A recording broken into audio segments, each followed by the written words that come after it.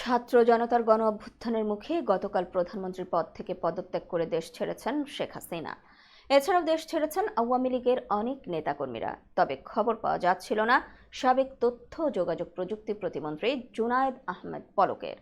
স্থানীয় বাসিন্দারা জানান, তারা জানতে পেরেছেন গত শনিবার সকাল ৮টার দিকে পলক সপরিবারে দেশের বাইরে চলে গেছেন।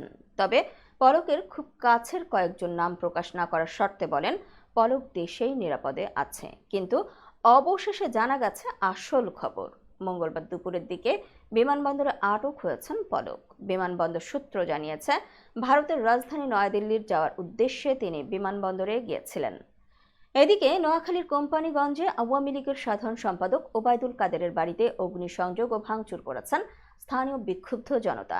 সোমবার বিকেল 5:30টার দিকে উপজেলার বসুরহাট পৌরসভার ১ নম্বর ওয়ার্ডের রাজাপুর গ্রামে এ হামলার ঘটনা ঘটে।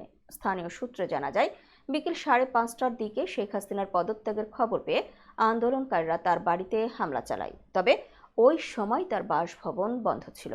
ওই ঘরে থাকতেন কাদেরের ছোট ভাই বসুরহাট পৌরসভার মেয়র আব্দুল কাদের মির্জা। তিনি শেখ হাসিনার পদত্যাগের কথা শুনে সপরিবারে বাড়ি থেকে পালিয়ে যান। এর আগে বিকেল 5টার দিকে কোম্পানিগঞ্জ উপজেলা আওয়ামী লীগের কার্যালয়ে ব্যাপক ভাঙচুর করে আগুন দেয় আন্দোলনকারীরা।